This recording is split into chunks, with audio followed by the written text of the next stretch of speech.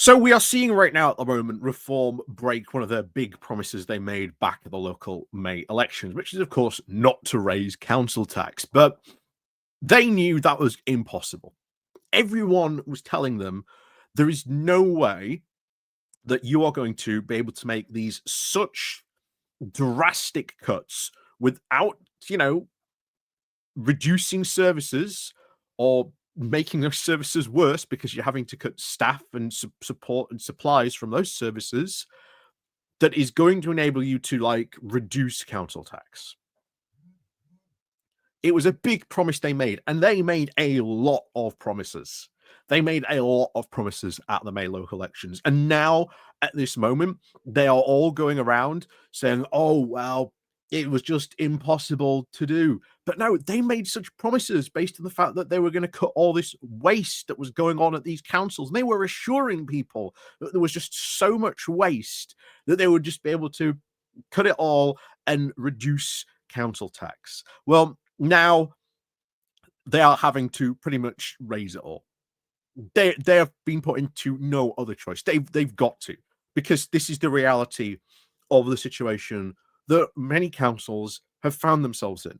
But Reform refused to acknowledge any reality to that situation, even though they were told multiple times by experienced councillors in hustings, in newspapers, you name it, even in scrutiny committee meetings, what you are calling for is insane.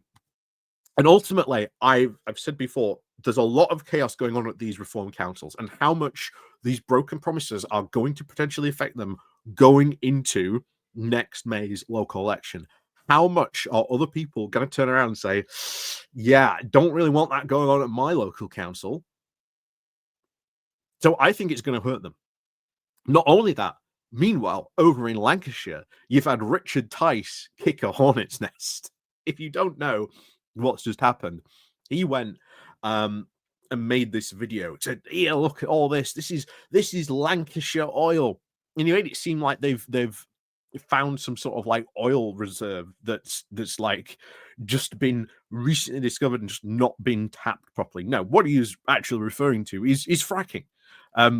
He deliberately used language in that video, basically not to use the word fracking, because prior to wind back the clock, almost more than a decade now, back in that area when sort of fracking initially became a thing, the local communities over there basically said no. We don't want fracking, and they made their voices very, very clearly loud and heard, and not just, of course, in the form of protests, but in the form of voting against candidates who were pro-fracking. The Conservatives very quickly got the message in that area because they were the most pro-fracking candidates, to even a point where David Cameron had to wind up the whole pro-fracking thing because even he could see this was not doing any of his candidates any favors. So, as a result, fracking over that area has been a very almost incredible disaster of a political talking point of any candidate being pro-fracking over that area. It has just not worked. It has not been, shall we say, a recipe for success. Meanwhile, of course, now along comes Richard Tice saying, oh, yeah, look, when we get into power, we are going to go crazy with this stuff. We are going to unleash this. You're going to get, oil right from Lancashire. Again, ignoring the fact that that's a fracking plant going on in the background, which is what people don't want. And I think that is going to upset them, because recently what happened in Lancashire Council is that the Labour opposition there turned around and said, your deputy leader has just said if his guys get into power, they are going to go and frack this entire countryside, which we have actively fought against, as have the community, as have various groups fought against doing this. To the point where we were in charge, we had said, yeah, no more fracking. We ain't going to hand out any licenses. we ain't going to do anything. The previous licenses, that entire oil, that well that Tice was pointing out, that was actually an initial exploration well that was granted by the Conservatives all the way back in like, oh, it's to be like when they were like first in, it was like 2012 or 13, I think it originally was. It's there. It's one. There's a lot of people still unhappy about it, but they have the right to use that. I think for like I think the next, I think 10, 20 years, I think something like that, before they maybe have to wind up operations there, something like that. From what, again, I try to remember off the top of my head, but Tice going there and doing that gave, I think, the Labour opposition there in Lancashire a very, very good opportunity to basically give the Reform Council there an absolute kicking. They went, okay, we're going to put forward a motion to say no fracking. So what did Reform do? They voted it down. When they were asked, why did you vote this down? They didn't give a very clear answer. They didn't give a very, very clear answer at all. All their response was that they were just insisted that they were trying to be, quote, pragmatic, just in case any of this, situation changes around fracking. But they've completely ruled out any return to this. It is insane that they have tried to do this. Why they've, and other people have saying, we want to, basically not put a moratorium on it, but we're just being pragmatic. We just want to, hedge our bets. But meanwhile, they were given absolute kicking in just a recent Wednesday council meeting, where they basically said the people of Lancashire have spoken. They do not want fracking. Meanwhile, they have put Reform UK into a very, very easy position. You go, basically, Reform, do you want to see the return of fracking to Lancashire?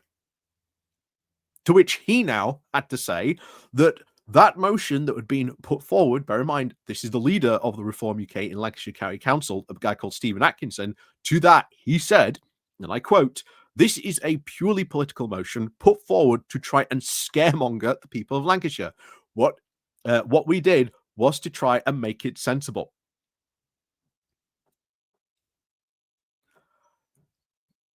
Not really. They tried. They tried to basically, rather than ban fracking outright, to say, well, maybe if things change, we can allow it, but we're going to be neutral on this, so that if a future government wants to come in and do some fracking, well, there it is. Go to it.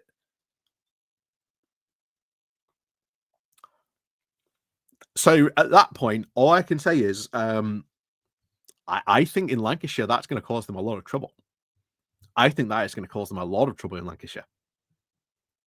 And I keep on saying this ever since they got in. The big problem with local councils and all this thing is, if you think of Westminster, and it had its own, like, political, intrigue, storylines, etc., going on constantly over there. Imagine all these local councils are just exactly the same, but they've all got different issues, they've all got different problems, they've all got these different storylines and things running through. And it has been the case in many, many cases that local issues like this have sunk candidates' attempts to be MPs, their attempts to get further councillors onto these councils. In many cases, is even lost them councillors, or lost control of those councils by the time of the next election. Now, next May, I don't think there are any council elections for Lancashire. I'm not 100% sure. There might be some, but I'll tell you this now. I think this declaration of by Labour to say, are you going to continue fracking? This is going to work in their favour. This is absolutely going to work in their favour. They have kicked a hornet's nest on this one, and I don't think they quite understand what they've kicked. Because even the Conservatives, after a couple of years, realized, yeah, we can't be run on like a pro fracking platform. They've got big problems over there now, very big problems.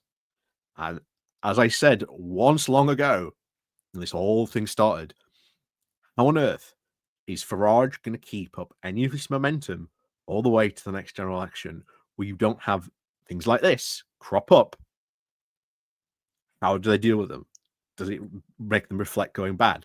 Look at the whole thing with Nathan Gill that is affecting them quite significantly in Wales. So we'll see what happens. But as I said, I think they will still win, some seats because I think they will obviously benefit from the collapse of the Conservatives, inevitably. But will the steam of Farage run out? Maybe not this maybe not this local election, but who knows? I always say I think the next election in May, local election, I think the biggest winners are probably going to be the Lib Dems. So, as always, let me know what you think down below in these comments. Are you from Lancashire? How much has this upset you? Because I have a very strong feeling there's going to be a lot of upset people in Lancashire when they find out about this. And of course, as always, thank you very much for all the support you guys do show. Again, links down below. Please do remember to click on the like, share, and subscribe button on your way out. Don't forget to ring the bell. And of course, as always, we'll see you all next time.